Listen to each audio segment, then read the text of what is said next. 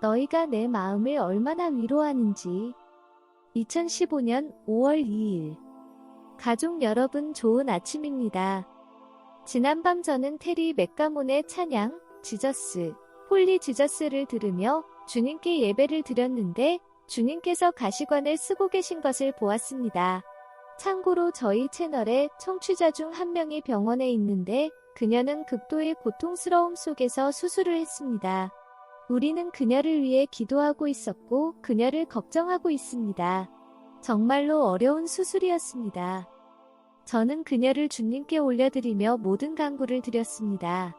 그리고 여러분들도 주님께 올려드리며 선한 결심과 답들에 대해 간구했습니다. 그렇지만 제가 본 주님의 모습은 고통받는 모습이었습니다.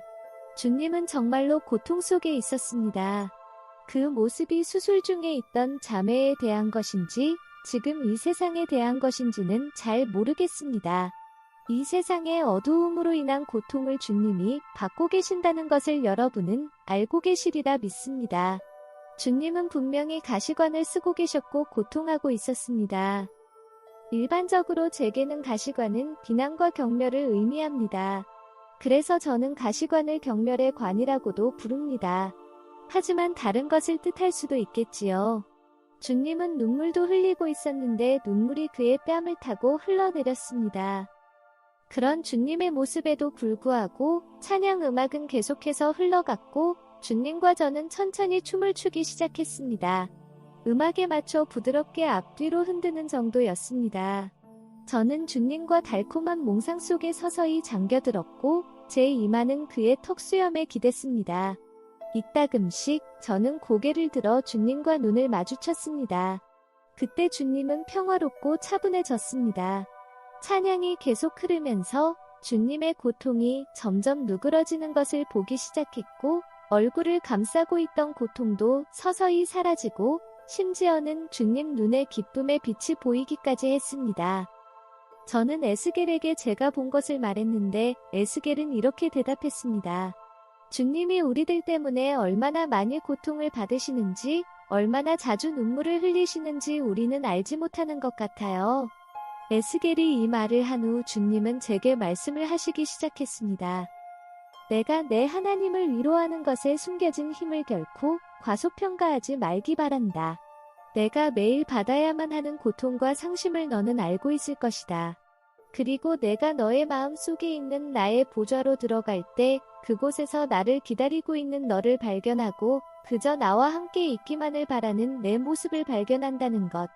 오, 그런 내 모습이 내 마음을 얼마나 밝게 만드는지 너는 상상조차 할 수 없을 것이다. 내 신부들여, 이 땅에서 너희가 아직 완전하지 못하다고 해서 너희로부터 내가 위로를 받을 수 없다고 생각하지 말기 바란다. 원수의 극심한 고문 속에 있는 영혼들, 그리고 내게 완전히 등을 돌리고 살아가는 영혼들 때문에 타는 듯이 고통받는 내 마음을 너희의 부드러운 사랑이 어루만져주고 고통을 줄어들게 한다. 매일 나는 이 두 가지 종류의 극단에 있는 영혼들로 인해 고통을 마주한다. 이 두 가지 극단은 내 민감한 마음을 찢어놓는다.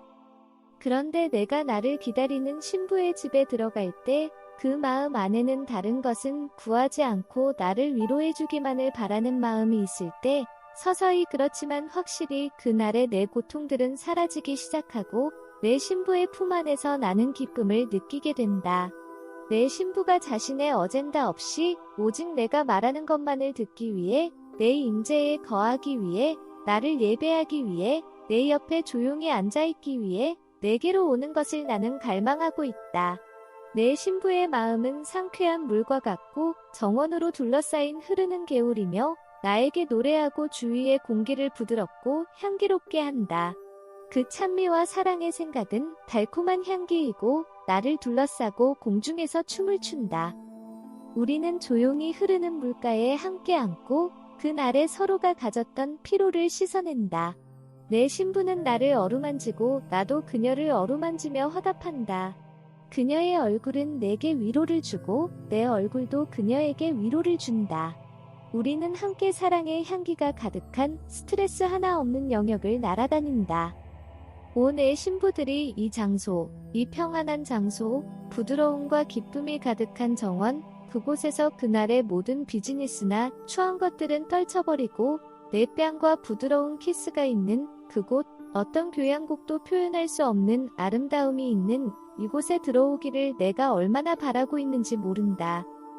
내 신부인 너희들, 내게 대한 너희의 헌신, 내게 대한 너희의 갈망, 세상과 세상이 주는 모든 유혹을 마음에서 제거해버리는 너희의 모습으로 인해 나는 깊은 감동을 받는다. 세상은 사람들의 행동과 생각들로 집어먹혀졌지만 너희는 다른 별에 있는 희귀한 정원과 같은 존재들이며 사람에 의해 훼손되지 않은 어떠한 장소이다. 이것이 바로 아담과 이브 이후에 내가 그토록 갈망하고 찾아다녔던 곳이다. 선한 모든 것을 망치는 자가 첫 사람을 타락시키기 위해 침투에 들어갔던 바로 그곳이다. 하지만 영원에서는 더 이상 악의 흔적은 아무것도 남아있지 않을 것이고 승리를 거머쥔 나의 피조물, 다른 모든 것보다도 나를 선택한 나의 피조물, 심지어 자기 생명보다도 나를 선택한 나의 피조물을 나는 가지게 될 것이다. 나의 아들과 딸들이여 부디 이런 식으로 나의 임재 속으로 들어오는데 주저하지 말기 바란다. 너희의 마음을 내가 쉴 수 있는 공간으로 내어주기 바란다. 내가 사람들의 차가운 무관심을 잊어버릴 수 있도록 내게 염려해주는 부드러운 눈빛을 보내주기 바란다. 나를 너희의 마음의 정원으로 데려가주고 내 상처들을 어루만져주기 바란다. 내가 이 땅에서 해야만 하는 것들을 너희가 이해할 수 있을 때까지는 내 아픈 마음을 낫게 해주는 너희의 사랑의 힘을 너희는 결코 깨닫지 못할 것이다. 그때가 되면 두랩돈 과부가 바친 헌금처럼 바친 너희의 사랑과 희생이 얼마나 거대한 차이를 만들어냈는지 이해하게 될 것이다. 그때까지 예배하며 내 임재 속으로 들어오고 너희 심장에서 나오는 향기로 나를 위로해주기 바란다. 너희는 내 것이고 나는 너희 것이다. 이 사실은 영원하다. 너희가 나의 나라에서 만들어내는 차이들을 볼 수 있는 눈이 가지도록 지금 너희를 축복한다.